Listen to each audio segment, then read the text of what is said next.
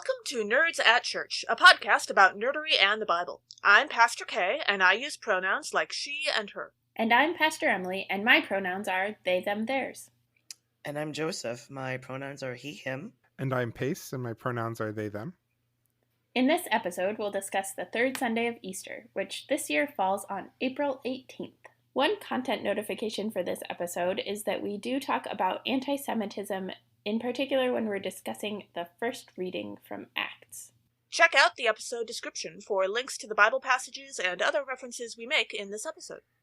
Our special guests for today's episode are the co-hosts of Horror Nerds at Church, a podcast about theology and horror movies. Hosts Pace Warfield May and Joe Romulo deep dive into a horror film and what it can teach us about God, the Bible, and each other every Thursday. So, Pace and Joe, y'all are our resident horror nerd experts, and inspired by our Nerds at Church podcast, you recently started a new podcast called Horror Nerds at Church. Yay! Yes. Can you tell us about it?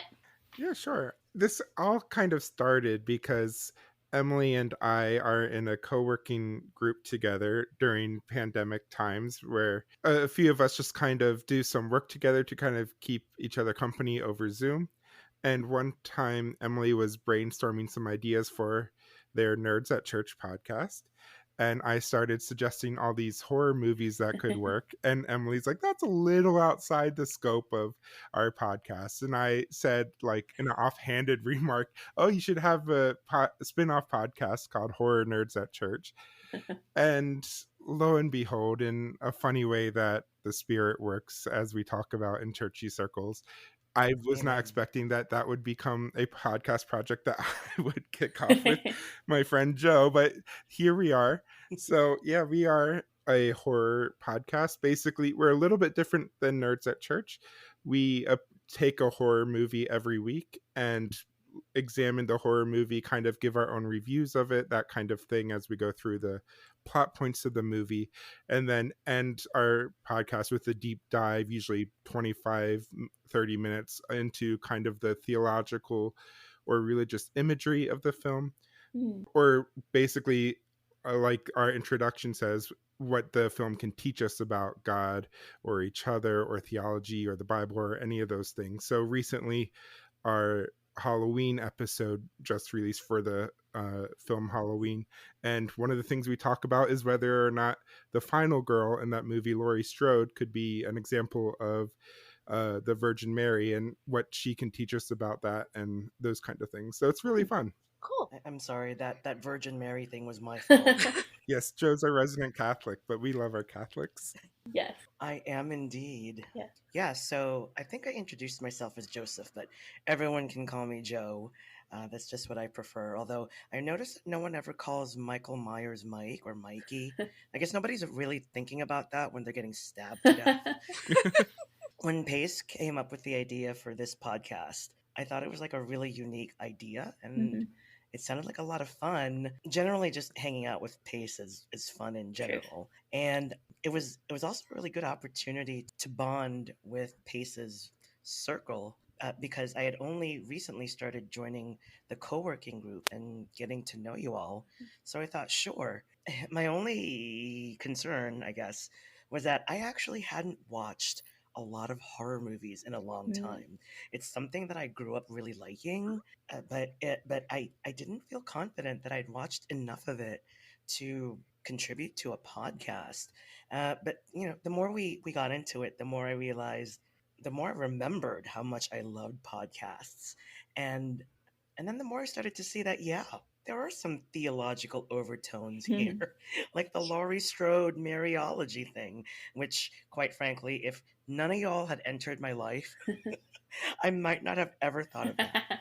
Yeah, and I think it's also like telling that so many horror movies, if you just think about things like, for instance, the Exorcist series or any sort of horror movie, there's not really a genre that really kind of muddies its waters or goes into religious lore quite like horror. It's really one of those genres that oftentimes will take some of the creepier aspects of Christian tradition or really any religious tradition and Yes. kind of use that to tell its story and call on that religious symbolism and stuff. So Yeah, I had never thought Yeah. about horror movies and like the horror genres as very religious, but then when you were bringing it up and when you were talking about it, I was like, oh no, that is like there's some creepy stuff in the Bible, Yeah.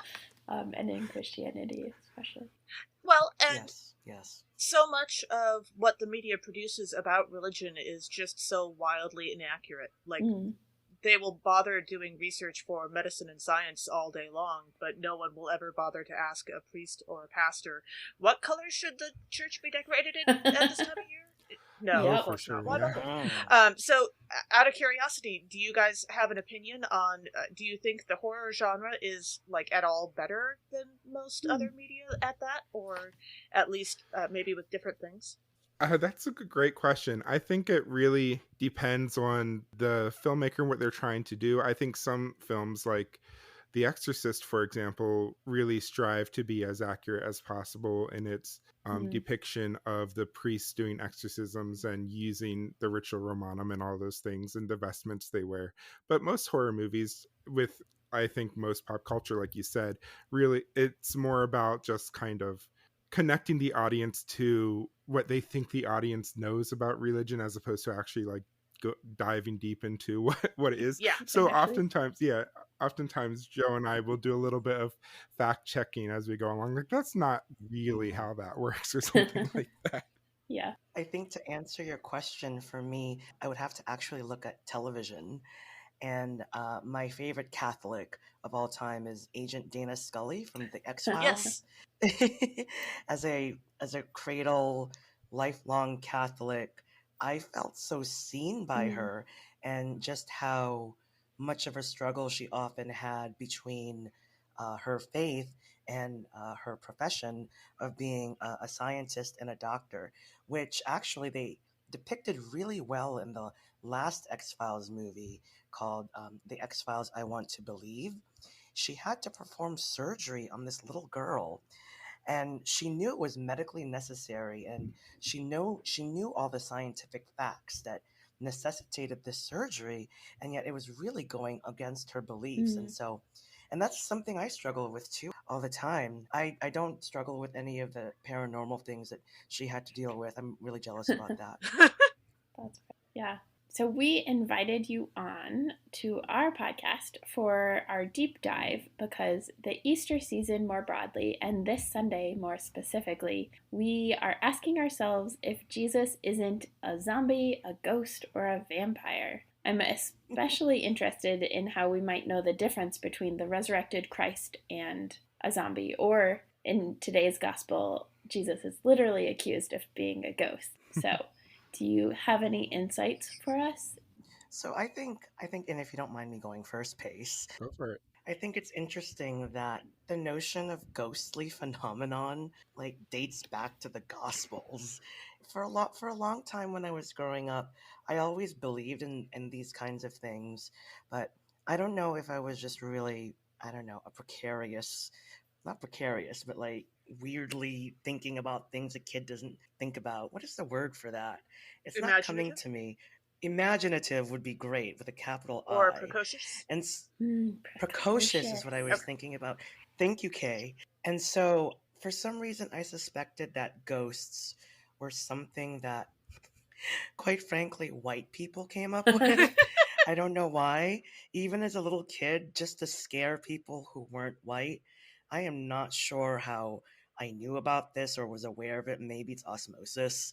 I mean, that's maybe white supremacy just leaked into my Mm. brain like that. Because being a Filipino, we didn't think of otherworldly spirits as ghostly phenomenon or anything to be frightened of.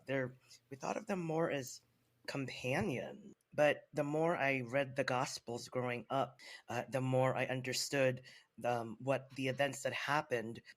After the Easter event, I started to see, wow, ghosts have been around for a while.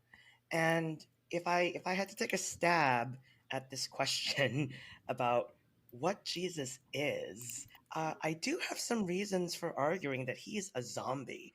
Mm. But I'd love to know what Pace Pace's take is on this. Wait, tell us, why do you think Jesus was a zombie? I want to know these.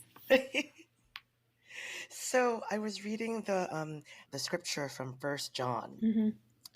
and I was thinking about the concept of love, and I think Jesus is a zombie, but what differentiates him from, I guess, the conventional zombie, I, in terms of exactly, Love. exactly. I want to be careful here because there are zombie figures in other religious traditions, but I'm specifically thinking of our American movie, Mhm. zombies, like Kay said, brains, Yes. and I think what differentiates Jesus from them is love, because Jesus passed on for us, and he comes back not to terrorize us or eat our brains, but as this reminder that, even though he died on the cross, he is life everlasting. And so that zombie figure is always going to be there for us, because Jesus loves us. Mm. Whereas the movie zombies, they're there usually, and this is just my interpretation, you can jump in anytime. Usually they're there to remind us of how awful we are as human Mm. beings. Movie zombies are there as like this consequence of something terrible that we did. A common movie explanation for why zombies suddenly rose up from the grave is that there was a nuclear waste accident of some kind, or the popular TV show The Walking Dead, which has been going on forever and a day, and its time is really is up. Another episode for another day. But the even with that show, their explanation for the zombie phenomenon is a virus. Mm. And if you really think about that in terms of theologically, and what exactly is the nature of a virus, for me, that virus attacking humanity and making our dead rise up again is like the Earth's response to overpopulation of humans, and Mm. not just too many humans, but all the terrible things all these too many humans have done to the planet. Yeah.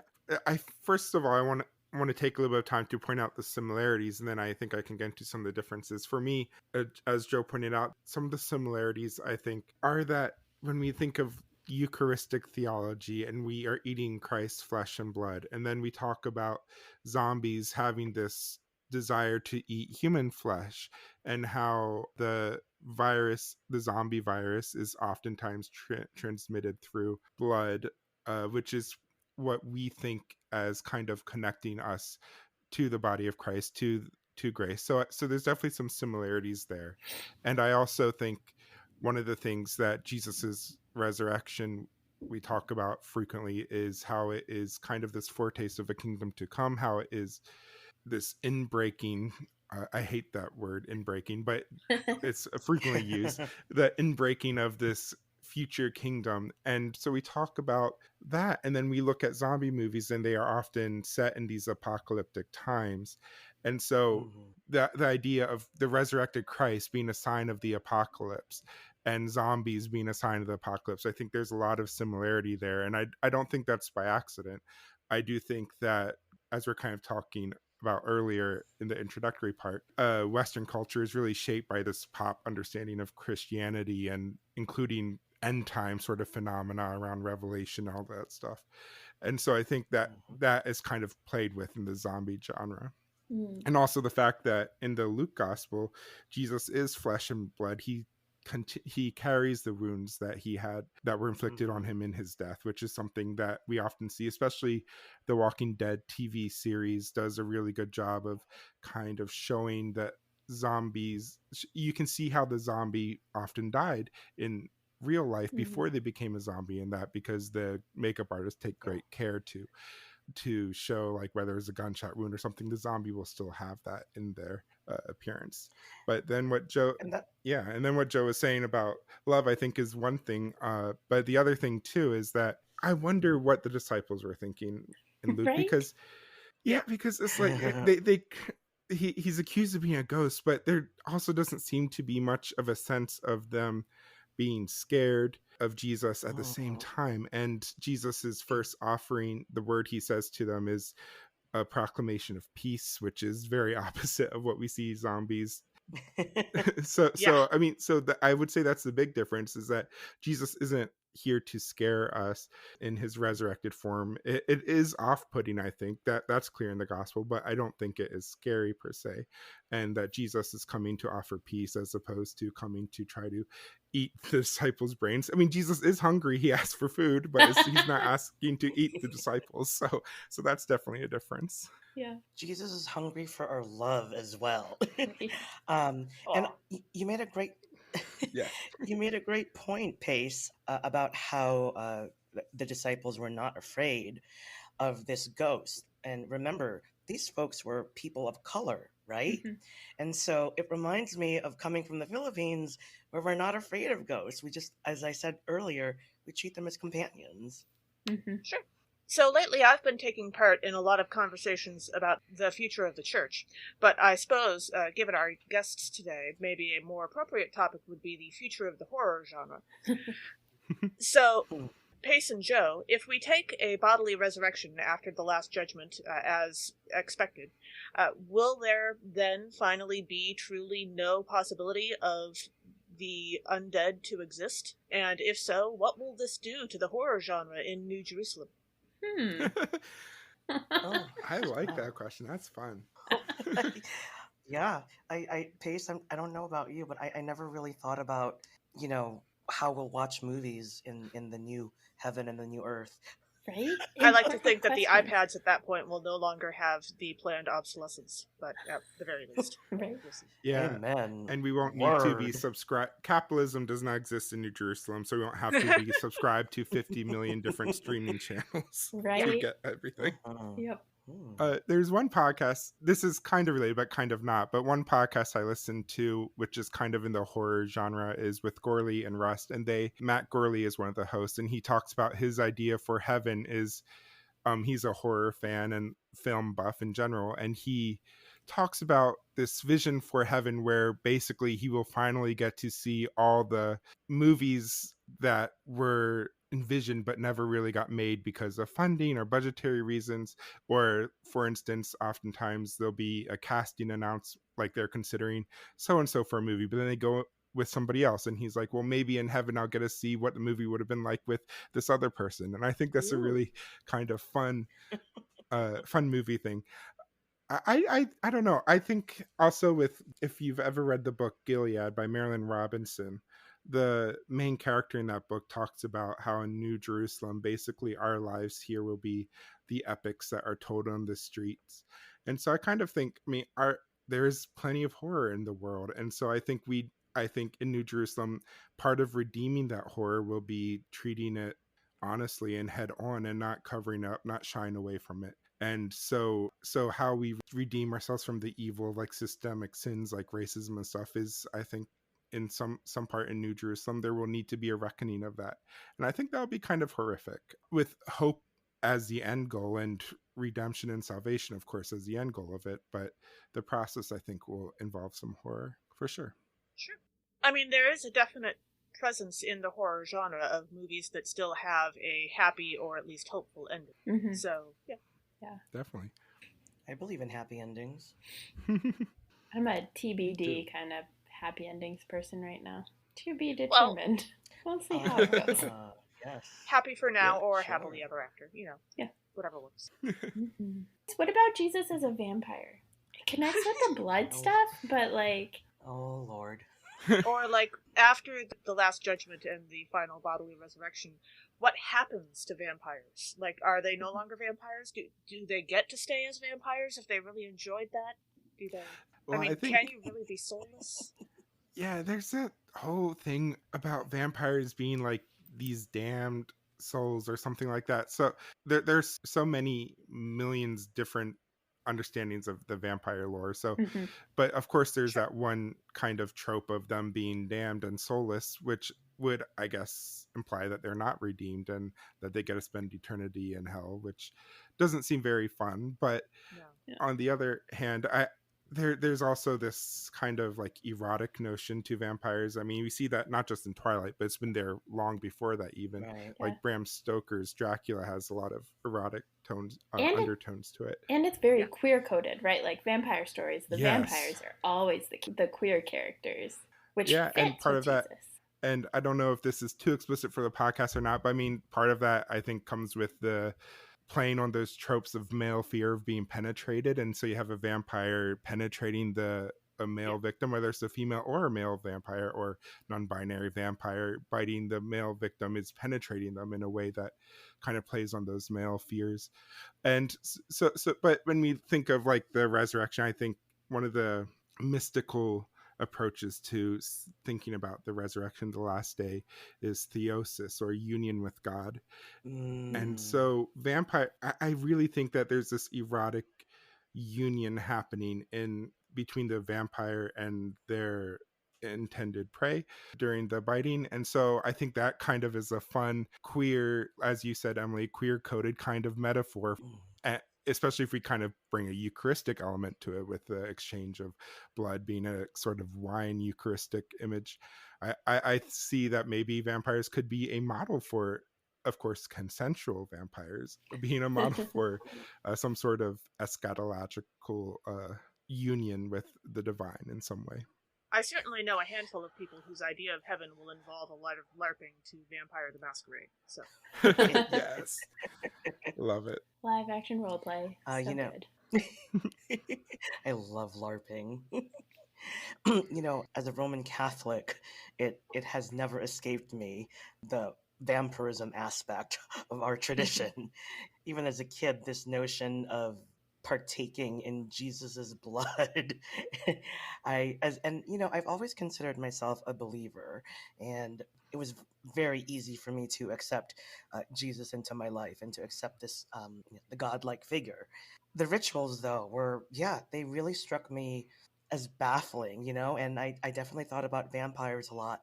And this discussion about vampires having that erotic aspect and also, as Emily said, the queer coding. It's so interesting because in my lived experience, Roman Catholicism and being gay all intersected, and they were so tense against each Mhm. other. One of the many reasons why I was closeted for so many years was because besides the usual reasons of family alienation and stuff like that, I was really concerned about how my sexual identity would square with my faith tradition. And I didn't have an oppositionary stance to Catholicism necessarily just because I wasn't seeing myself. And even in the times when being gay was quite frankly preached against, I still thought, well, yeah, but I'm Catholic, so there has to be a place for me, Mm. right? I guess you could say I'm naive, or I'm just persistent, or I don't know, or maybe God has some weird plan for me. Who knows? But I made it work. And this concept that vampires may still exist in the New Jerusalem, it weirdly makes sense to me. I think a lot of it has to do with pop culture, which is probably why I went into business with Pace on this podcast. So, if I were to answer the question about what happens to vampires at that point, right? I would just look to the universe of the TV show Buffy the Vampire Slayer. I am a huge Buffy the Vampire Slayer fan. And so in that universe, they actually set up the narrative so that vampires at some point, if they choose to, because vampires still have free will in that universe, they can reclaim their souls that they Mhm. lost in exchange for gaining eternal life. But they have to go through a lot of painful, agonizing physical and mental trials for that. And this notion that your soul is still available to you, your humanity is still available for you, despite what you did to get this, other thing that might not be considered so godly. I love that. Mm. That speaks to me as a Catholic. That speaks to me as a Christian. And so in the New Jerusalem, I'd like to think that the vampires are there and they're eagerly going after the souls that they traded in. Now, as I said, they have free will. So there's a little bit more, I guess, theological complexity about the vampires who choose not to reclaim that and just want to stay in their current form. But I think that this notion of the New Jerusalem and the God that we believe in as believing Christians is so expansive that there must be some accommodation for those vampires who just want to stay vampires. Yeah. Maybe in the New Jerusalem we'll all sparkle like the vampires in Twilight do. Yes. I was hoping that would come up. Yes. I want to glitter as the that'd be great. I want glitter in the New Jerusalem. Right. That'd be so cool. Environmentally friendly, but I do glitter. too. I do too, Emily. But me being the old queen that I am, when I think of glitter, I think of the Mariah Carey masterpiece cinema film Glitter. No. It was robbed at the Oscars. Robbed at the Oscars. Ugh. It's such a bad movie. Joe and I have talked about this before. Such a bad movie. Brilliant. See, my issue with glitter is that it's basically impossible to be sneaky when you glitter like that. So it's true. I did. That's true. Sneakiness is one important. time. I was preaching at a local congregation, and the gospel was the mustard seed, and there was another one too. But so I did for the children's sermon, and for the sermon, I talked about the reign of God is like glitter, and we played with glitter in the children's sermon. And thankfully, was this a sanctuary with carpet in it? Yes, red carpet. Yes. And so people weeks and months later would catch a glimpse of glitter, and yeah, it went over surprisingly well considering I glittered their carpet. It was really fun. We're recording this on Trans Day of Visibility, and just the visibility of glitter. I just think that's a very apt metaphor for what we're talking about right now. Yes, for sure. I agree. I love the sparkles. It's funny. It got me. It took me a while to get into Twilight, the series, because as you know, to drive home again the point of me being an old queen, my thought process was, yeah, you know what? Buffy the Vampire Slayer already did it, and it was better. That's not a lie. I haven't seen all of Buffy, but yeah, agreed. Exactly, right? But eventually got around to watching those Twilight movies, and I was like, all right, cool. Yeah. Do you think you'll ever branch out from the explicitly horror genre to movies like Twilight, where it's not a horror movie, but sure. It has decidedly horror? I will give you a teaser for what we are ending our first season on. We already planned out all the movies. We talk about this. We talk about it so much. Yeah. Ooh, so the very last movie we're going to do, which will probably be airing in July at some point if we look at our schedule, is for the first season, is we're going to do The Mummy, the 1999 film, which is really more of a action comedy than horror, but there's still some horror elements to it. So that's definitely going to be it. We've talked about also in the future doing some stuff like the 90s movie Casper or Hocus Pocus by Disney. So some fun stuff there too. Matilda! Yes! Oh my gosh! Ooh, that'd be fun. I am so excited. Horror movies actually freak me out sometimes, and so I don't watch them as much. So it's harder to connect, but Yeah, for sure we want to, with our podcast, kind of touch a little bit of all the bases. So we definitely do some of the hardcore horror. This first season, we're going through the entire Halloween franchise, is kind of the bulk of our first season, which is a slasher movie and can get kind of gory and intense. But we also try to have some more cerebral horror, some more family friendly or action horror. And one of the first movie we did was Flowers in the Attic, which is more of a gothic drama than you could even call it a horror. So we try to do a little bit of everything. So even if you aren't a huge horror fan, hopefully you'll find a few episodes that you'll be able to watch the movie along with us and listen. So nice. I could see a practical magic episode too. Ooh. Oh yeah. For sure. Agreed.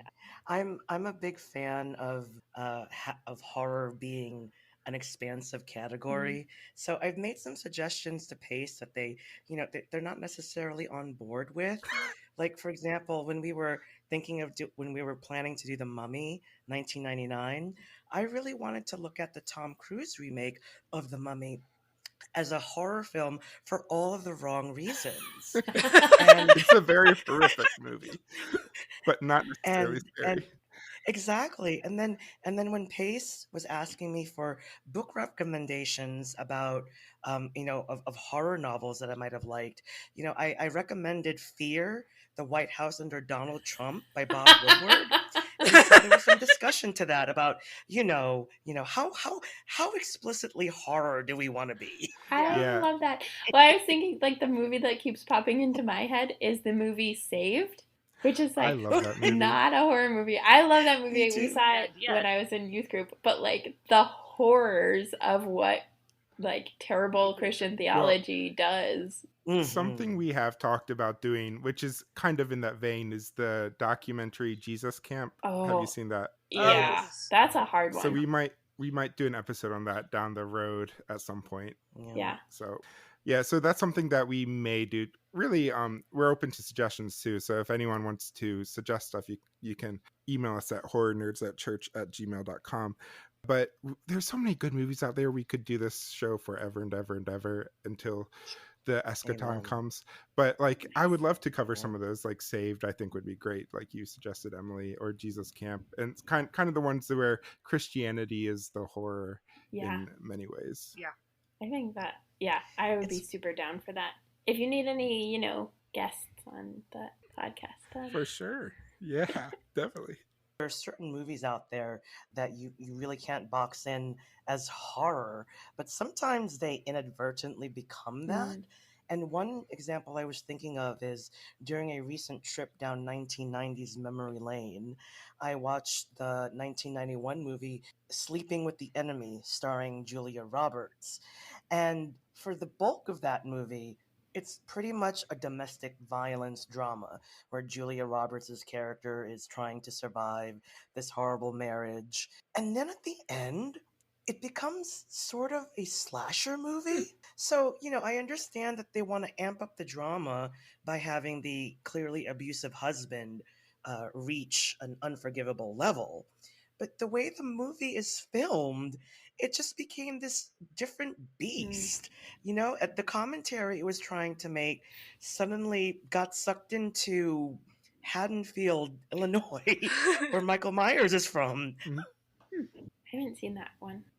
Our first reading for the third Sunday of Easter is from Acts chapter 3, verses 12 through 19. Having healed a man who couldn't walk, Peter proclaims forgiveness through Jesus, who is the fulfillment of God's promises. So, one of the themes in this passage that I noticed was very, very biased retelling of what is going on, which we talk about a lot and is really evident in this passage. It reminded me, so Peter is very accusatory of the Israelites, Mm-hmm. of whom he is one, right? Like, Peter is an Israelite. He's Mm-hmm. talking to his own community. He's been hurt by them. He's upset. So he's going after them. But it reminded me, especially in the context of what has become Christianity with a lot of power for, especially over and against Judaism and Jewish people, and the ways that anti-Semitism work. So it reminded me a lot of actually in the Hunger Games, the way that the Capitol tells the history of the revolution, of the rebellious districts, and all of the districts have to learn that history, the Capitol's history that centers the Capitol and makes the Capitol out to be the good people and the districts out to be the bad ones. And so, your periodic reminder, there's plenty of anti-Semitism in the Bible, and Yeah. Mm-hmm. Peter is engaging in it in ways that are not helpful for Christianity and not helpful for Judaism. Mm-hmm. Yeah, I could speak as a Luther scholar to that briefly, too, in that, of course, Luther was very anti Semitic as well throughout his whole life, and especially in his reading of the Hebrew scriptures. But beyond that, one of the things I think a lot of people forget in Luther's rhetoric is against the Catholic Church is he considered himself Catholic through most of the early Reformation. And so Sure. when he was speaking very vocally against the Pope or something like that. He was doing it as a Catholic and speaking a kind of trying to be prophetic with in his own community. And so it's very different than when you have now a lot of like anti-Catholic sentiment in a lot of mainline Protestant denominations. Is very different than it used to be when it's kind of pulling from that, and we forget the context, similar to how we forget the context that Peter is speaking to his own community from a place of marginalization by his community. Yeah. Sure.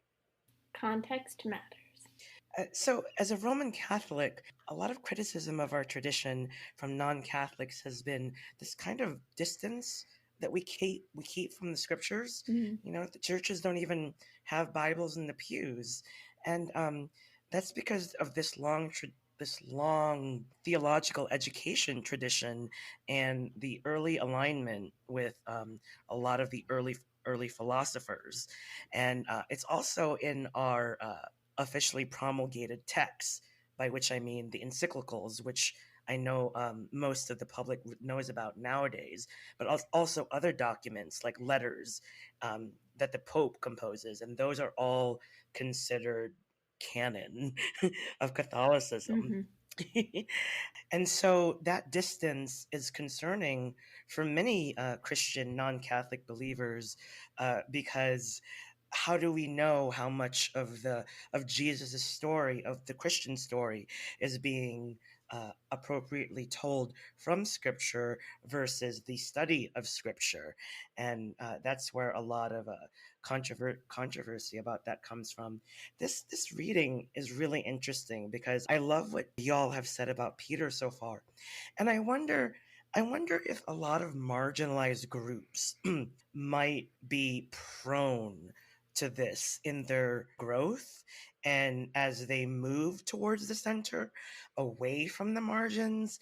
And I wonder if this is something that could be avoided, because being a marginalized person and critiquing the marginalized group you're part of is something I have experienced in my lived experience. And Pace has heard me talk about this a lot. I have chewed their ear off.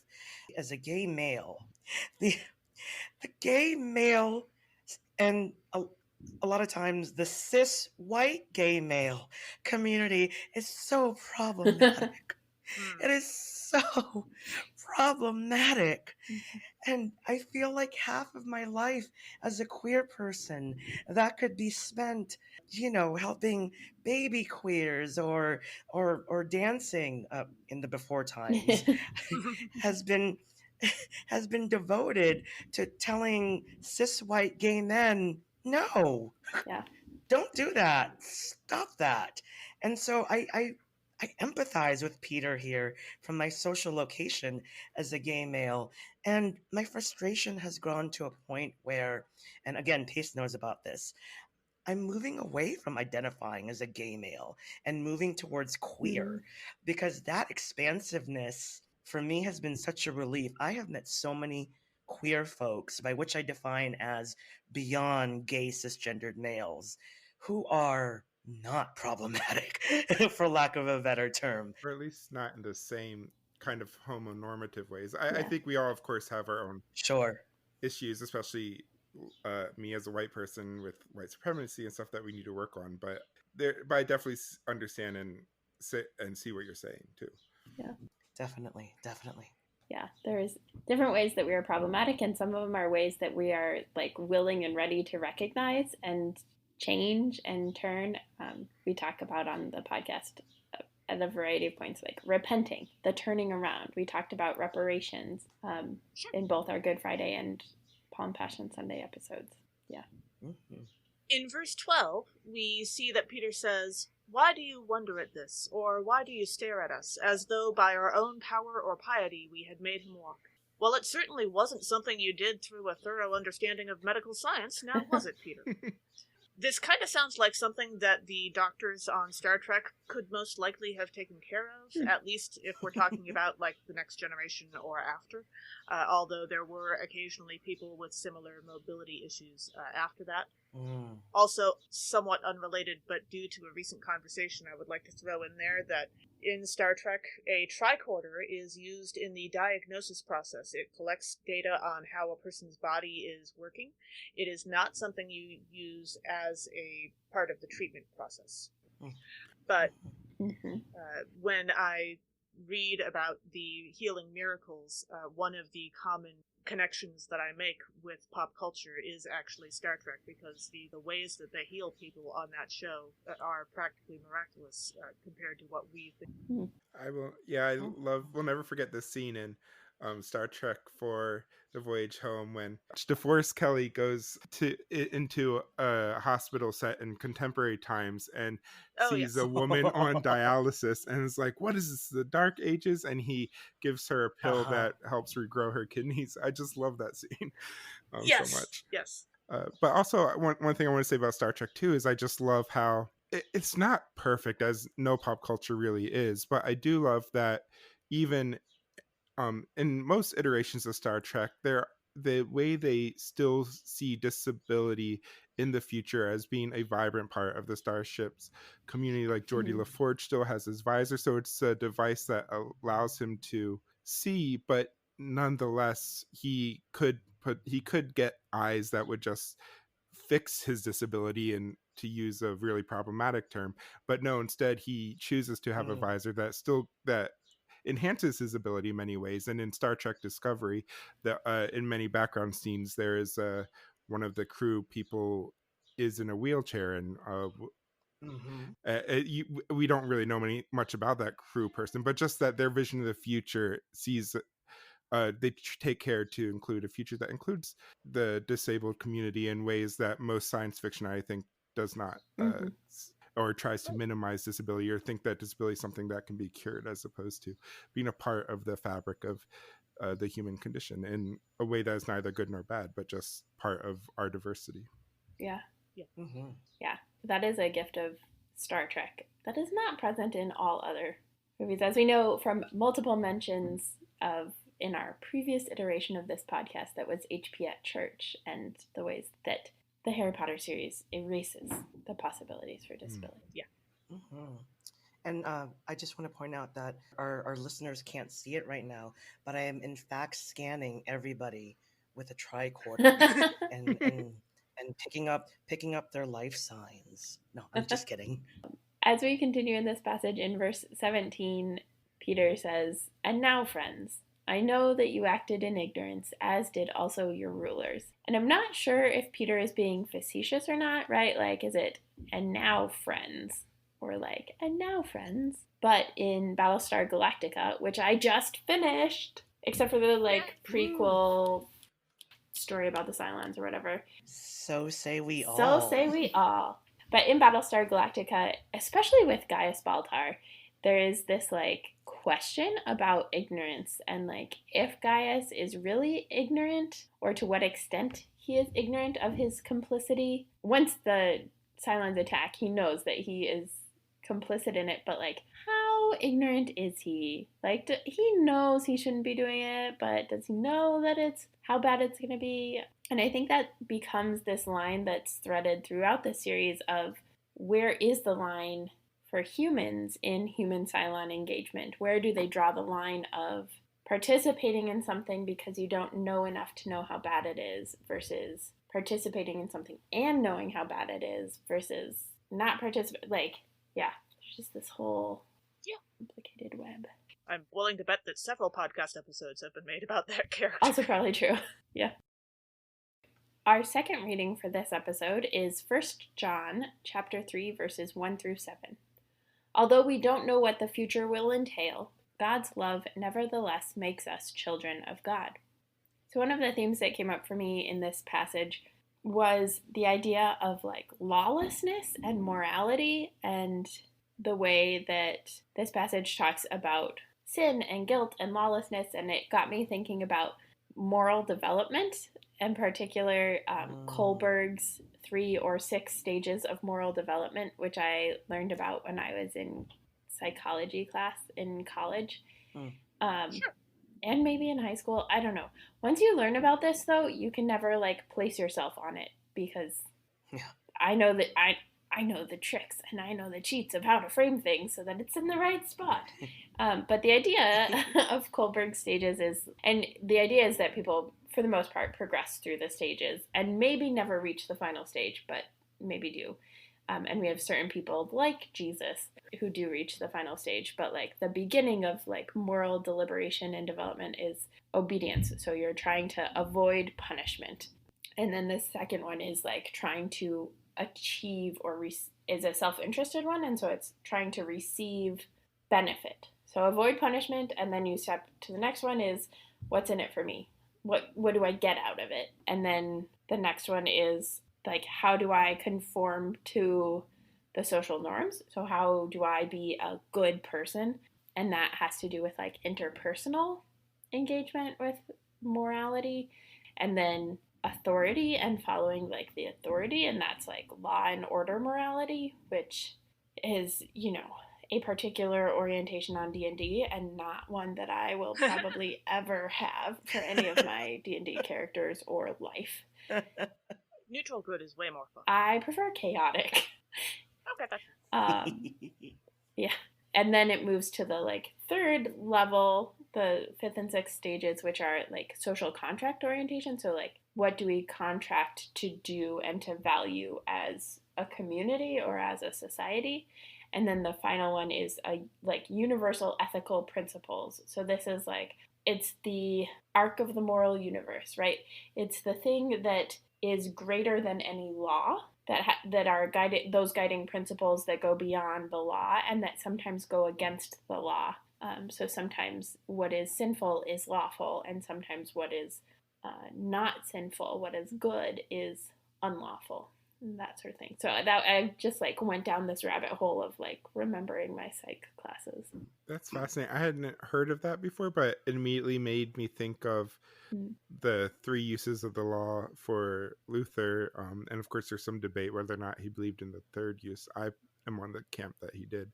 But the first use being the civic use, basically that the law is put in place so that we know how to act in an ordered society. And the second being the theological use, that the law makes us realize our failings as humans and drives us to realize our need for God's grace. And then the third use is essentially that the law becomes written on our hearts as Christians, and so that we then go out to basically enact the law out of the freedom from that great God's grace provides us, and in order to serve others.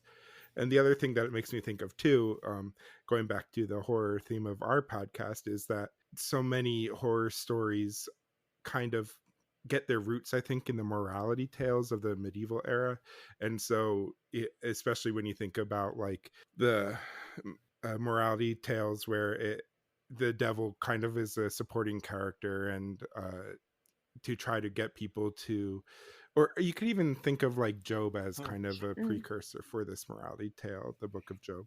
And so I think many horror movies kind of do this now, even like the bloody franchise, like the Saw franchise. One of the things that they do is there's one of the recent ones, they basically have their take on capitalism is they get this insurance agent to come in and have to decide, even though he has to make decisions about whether or not he's going to save somebody who's an elderly woman or save somebody who's a young man. And his insurance, as an insurance agent, of course he would save the young man, but if he saves the young man, there'll be other consequences and stuff. So this horror movie is like getting people to think in the audience about like what kind of values are we putting into things like insurance and into capitalism, and the ways we value youth and stuff like that are not always healthy and good. And the fact that this comes up in a horror movie, I think, is just so funny, especially a franchise that a lot of critics deride as really badly made, especially the later entries. Yeah, it nonetheless has this kind of deep philosophical and moral kind of play and tone to it. So, Emily, thank you for that psychological perspective. I was not aware of that. I think what's interesting about that is in Roman Catholicism, these three different levels are absorbed, I feel like, into a branch of teaching called Catholic social teaching, which is a fairly modern phenomenon, actually. the premise of Catholic social teaching is right there in the name, and its emphasis is on Catholic and social. So the Catholic aspect refers to our faith, and it also refers to universal, so everybody. And the social aspect is how do we engage with each other? And so these questions of self interest and the social contract and interpersonal relations definitely come into play. But what Catholic social teaching is ultimately driving us to do is to become involved with your neighbor. Mm. And Sure.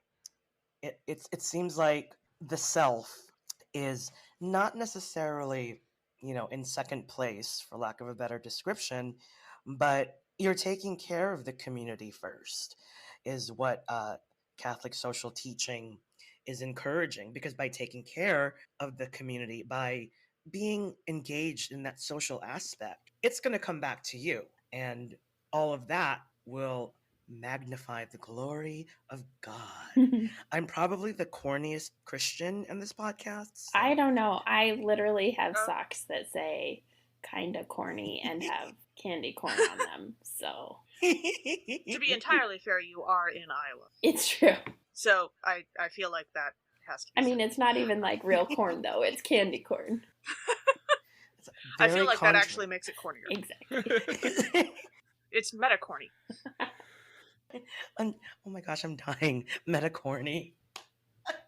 We are here to murder you with terrible puns. Yeah. Mhm.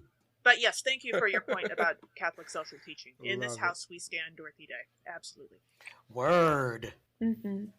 In verse 2, we read, "When God is revealed, we will be like God, for we will see God as God is." I feel like I say this a lot about the New Testament non-gospel readings that we get, but I feel like this could use more explanation.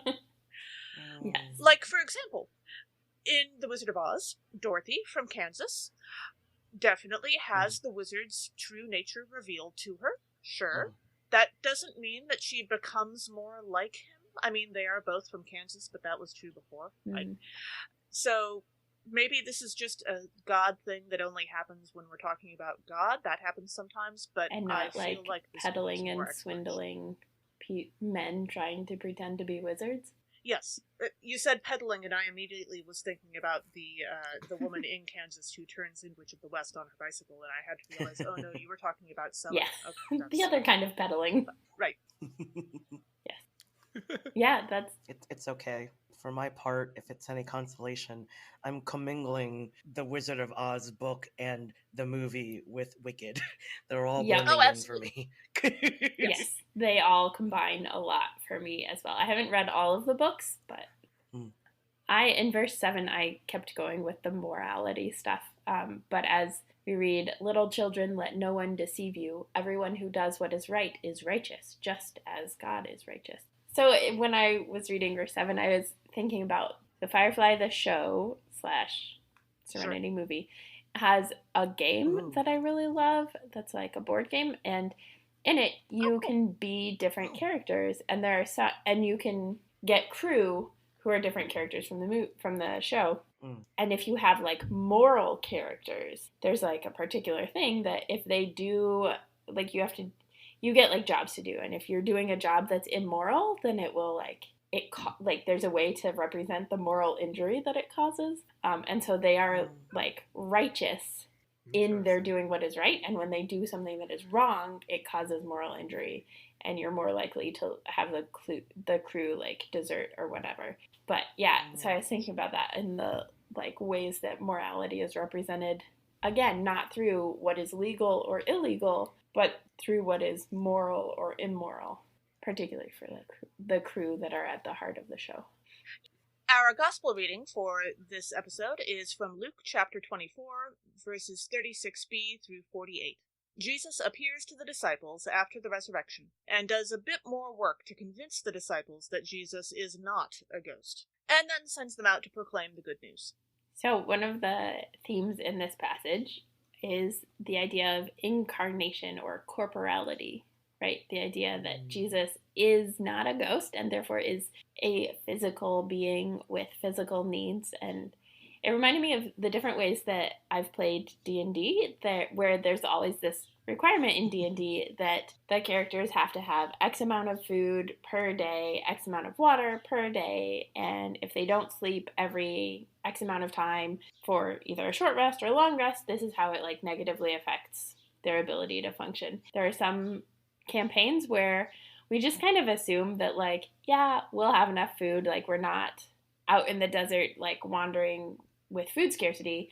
We're like going from town to town, and so we can easily pick up food or find food. And then there are others where it's like, okay, what food did you eat? How did you eat it? My first ever D&D campaign, I accidentally killed a bunch of baby animals because I was like, I don't know if we're gonna have food. How are we gonna get food? Look, animals, I'm gonna kill them because all while like the actual me is a vegetarian. So that's like a whole other morality question, but also, Emily, I have to tell you, it doesn't sound like you accidentally killed those. Well, animals. okay. It sounds like you killed them on I purpose. did, but I like they're not real. I get it that. didn't quite click for me that they were baby animals. Oh no. We got in trouble for that. Like the druids in the forest and the druidic circle in the forbidden forest were not happy. Yeah. So, someone remind me to never make Emily crabby. It's true. I do not do as well when I am hangry. Low blood sugar is a menace. Absolutely. Yeah, definitely. So right now, Joe and I are walking through, for Horror Nerds at Church, we're walking through the Halloween series, which features Michael Myers as the main slasher person in that. And there's so much care in the first movie to really have this ambiguity about who Michael Myers is. Is he some sort of supernatural figure, or is he just a man? And at the very end of the first film, spoiler alert for those who haven't seen it, but it came out in 1978, right, so it's right. Please have seen it by now. At the end of the first film, Michael Myers gets shot a few times by one of the protagonists and then falls out of a window. And the person who shot him, his name is Loomis. He and Laurie, who's the final girl, are talking. And then Loomis goes out, looks out the window, and Michael Myers is gone. But you can kind of see the impression where he had landed.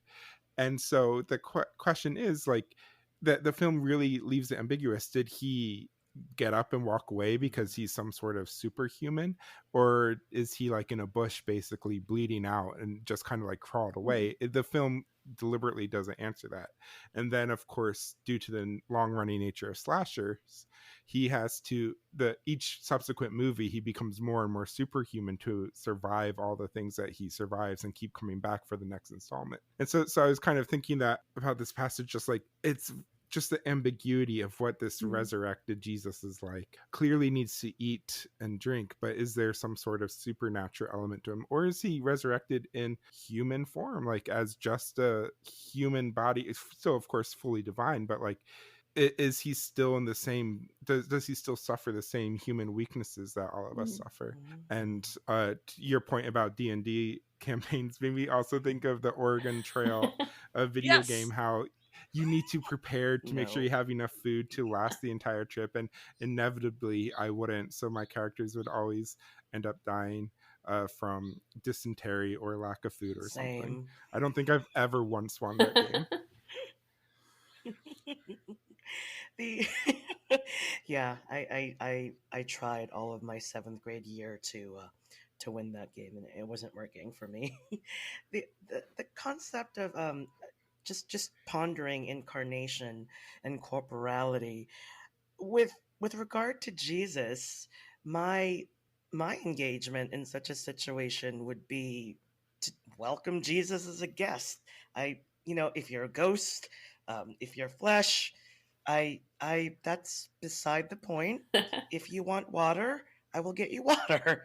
If you need food, I'll serve you food. That's hospitality, and that's also Pace had used the word weakness, but it's also recognizing kind of a necessary boundary, like acknowledging that in a certain form, particularly a corporeal form, there's only so much we can do. And I'm thinking of Star Trek The Next Generation, right? And that famous season, two-part season finale thing, the one where Captain Picard gets assimilated by the Borg. Sure. And so, what I love about that is vis-a-vis today's action scenarios, for lack of a better term, the response in modern storytelling, circa 2000 and beyond, is to be gung-ho. We're gonna go after those nasty rats, right? The Borg. We hate them. They're our enemy. But in that TNG episode, it's more reason than that. And there's one scene in particular where they're planning to try and retrieve Captain Picard, but they also want to disable the Borg, right? Because the Borg have set course for Earth to turn all of us into, robots. But Commander Riker says, we all need a break. I understand the urgency of needing to get our captain back and that, we need to stop the Borg from getting to Earth. But we've already been working for 20 plus hours. And so this woman character, Commander Shelby, who is an expert on the Borg and who had joined the team specifically to be an expert on the Borg, she says, but I want to continue researching this because I am the expert on the Borg, and let me work with Commander Data, who is the android character, right? And she says, Commander Data is an android. He doesn't need rest. And then Commander Riker's like, yeah, but you, Commander Shelby, need rest. And I don't want to be fighting the Borg at the same time a crew is fighting its own fatigue. Mm-hmm. Yeah. In verse 36, we read, while they were talking about this, Jesus himself stood among them. So the implication is that Jesus didn't just walk in through the front door, but appeared, like magic. Was he teleported in, like Star Trek? Was he under an invisibility spell and decided that that was the moment to surprise the living daylights out of his disciples? Did he fling off the invisibility cloak? Very possible. Was he trying to make a hyperspace bypass and he just got lost? We may never Did they know. hear the whirring of a TARDIS shortly before? Is there a blue police box in the corner? Now, in that case, I have to say I like to think that the Doctor would be Jesus's companion rather than the other. Details. They would companion each other. Oh, I'm sure that the Doctor would never admit to being the companion. Oh, of course not. Like, we all know that. But, yeah. Well, and I was looking at verse 41 in this passage where it says, while in their joy they were disbelieving and still wondering, Jesus said to them, have you anything here to eat? And it reminded me, as you talked about, Joe, of hospitality, right? The, are you gonna offer me food? I need some food kind of thing. And I feel like the Doctor does it at some point, but I can't remember. I think there's a scene when the Doctor first meets, the 11th Doctor first meets Amy Pond, and he comes into her house and asks the fish for sticks food. and custard. Yeah. Yes. Yeah, he doesn't actually eat a lot. Yeah, but he does eat the fish sticks and custard. Yes. He's got to, try it out.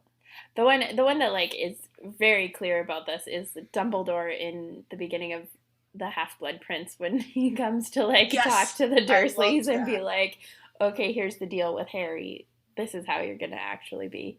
And he's like, so let us presume that you have welcomed me into your home. Let us presume that you have offered me drinks. Let us presume. And, creates, brings the drinks into being, brings himself a chair, sits them down in their own couch and just imposes hospitality on himself, for himself into their space. And I love that. And I suppose in doing so proves that he isn't a vampire. That's true. Because vampires have to be invited. That's true. Dumbledore proves he's not a vampire. He also proves that he is not a ghost because he consumes the beverage, I believe. Yeah, and then that I guess goes back to your deep dive question. Jesus clearly can't be a vampire if he just appears in the room. He would have had to have been invited in. So we've knocked out. Well, if it's a home, if it's not really explained whether they're in a home or just a public building or they're definitely hiding somewhere. That's right. It's not a pandemic. They don't have to just be in there. Right? I was like, of course they're What do at you home. mean Where there are else would they places that be? exist outside of our house? I don't know what you're talking about. I think that sounds fake. Speaking of the horror genre, yeah. Oh my Yeah. goodness. Pace and Joe, any other thoughts on life, the universe, and everything? Ooh, I didn't know y'all were so deep on this podcast. It's a reference to Hitchhiker's Guide, which, if you haven't tried Douglas Ah, Adams of British sci-fi wacky fame, it is a good time. all, 42. all I all I know from that is the line about Earth being mostly harmless. Yes, also true. Mostly. Mostly. Oh, Pace, I don't any know. deep thoughts? Definitely check out Horror Nerds at Church. I Yes. think that, and I just want to say that I think I said this earlier, but you don't have to have seen every film. We kind of walk through the film a little bit, so even if you haven't seen it, you can still listen and hopefully get something out of it. And we do that deep dive as well, which we post in the show notes, like what the timestamp is for that, so you can just tune in for that if you want. But or just watch the movies that you like and listen to those episodes a la carte. That's fine too. Beyond that, I will be guesting on Emily's blog, Querying, where I'll be doing some for the Easter season. I'll be doing some queries for the Gospels there. Mhm. So if you like what I had to say about any of the biblical texts today, you can see some more Yes. of that Yes, there. I'm excited for Pace to be querying the gospel readings in Easter. I think it'll be great. Also, just That a sounds so cool. note for our listeners, when we're talking about Horror Nerds at Church, one note is we tend to be a podcast for every age, or we try to be one that is accessible to folks of different ages, even as we tackle like really real and really tough stuff. And I've been talking about Horror Nerds at Church as being like an after hours version of a podcast. Yes. Just for our Yes. younger listeners to be aware of if you're Mm. interested in that, Yeah. which Yeah. comes with the nature of horror films, I think. A lot. Yeah, that's what I was gonna say. Is Sure. like the genre of horror tends to be a little bit more, not exclusively so, but tends to kind of be a little bit more rated M for mature or something Right. like that. So our podcast does get an explicit rating. We do use some swear words. We also talk due to the nature of horror, there's often talk about human sexuality and violence and stuff like that, which relates to the film. And we do put content notes in the description if it's a particularly sensitive topic that comes up in the film of discussion. Absolutely. But yeah, that we are the after hours version of. What I like about being in that after hours space is it really gives us the freedom to also express ourselves as queer persons, and so I am able to contribute, my thoughts on sexuality and how that relates to whichever topic we're talking about. And as many folks suspect, horror movies have strong elements of sexuality in them, Mm-hmm. and so it's nice to be able to address that. I think my parting deep thought would be about community Mm-hmm. and just how important it is, and it's just one of my favorite components of Jesus's way, of the way, right? And Sure. I think community is best exemplified by this podcast episode today. Just like, it's so cool that you had me and Pace come on, but it was also like a little community here. Mm. And what I mean in my definition of community in this context is we all see each other. At least I felt very seen by everyone here. And the specific thing that I felt seen by is that it's okay to use pop culture to understand my faith. Like, I'm not some right? I'm not some anomaly who's trying to understand the gospels by looking towards Star Trek Voyager or maybe Agent Dana Scully on the X-Files. That's okay because I see you all modeling it for Mm. for me. And that's like the great benefit of community. That's so much better than like material goods and money. And I don't mean to be super corny yet Mhm. again, but that's the truth. Not that I'm, against having material goods and money. Yeah, but Sorry, I was just I having know, a would be Right, nice. like, Yes. I'm not against having my Yes. needs met, but yeah. Speaking Oh, of which, if yes, anyone yes. would like to donate to the Patreon of Nerds at Church, Ah. we'll get to that in just a Yes, second. that's actually, I imagine that this episode will be a little bit shorter and have an extended version. And if you are one of our patrons on Patreon, we have various levels of patronage. Patronage? It's patronage when it's regular, but on Patreon, is it patronage? It can be It if you is want now. And at various levels, you can actually have access to the full recordings, our full guest episodes. Whenever we have to like cut some stuff, we'll put the full guest episodes as accessible just for patrons. So you can definitely check us out, patreon.com/nerdsatchurch. Out of curiosity, does Horror Nerds at Church have a Patreon? Not yet. We plan to launch one probably ahead of season 2. And we will definitely link and make sure everybody knows how to find Horror Nerds at Church in our episode descriptions and publicity stuff. But we are so excited that you all were here. This was a great episode. Yes, absolutely. Thank you so much. Thank you so much for having us, and thank you for letting us be the After Hours spinoff. That was really fun. I feel edgy. I'm cool. I'm hip. And I know that by saying those things, I'm decidedly uncool and unhip. Perfect. That's how we like it. Nice and corny. Yes, exactly. Or cheesy for those of us who aren't like That's this true. normally. I do love cheese. Dairy. Thanks for joining us. Catch us next time when we'll discuss nerdery connections to the scripture readings for the 4th Sunday of Easter with our special guest, Elle Dowd. This podcast has been produced by us, Kay Roloff and Emily Ewing. For more fun, check us out on Twitter and Facebook at NERDSATCHURCH or contact us at nerdsatchurch@gmail.com. Also, if you like what you've heard, rate us or leave us a review on Apple Podcasts, Facebook, or wherever you catch your podcasts. If you appreciate what we do or want to get actual transcripts of the podcast episodes or access to our uncut guest episodes, consider supporting us on Patreon at patreon.com/nerdsatchurch. We hope Patreon can help us get our episodes transcribed for those who need or prefer that. Though if you want to help us with transcripts, let us know that via email or social media. As the ancient Christians said, Pax vobiscum.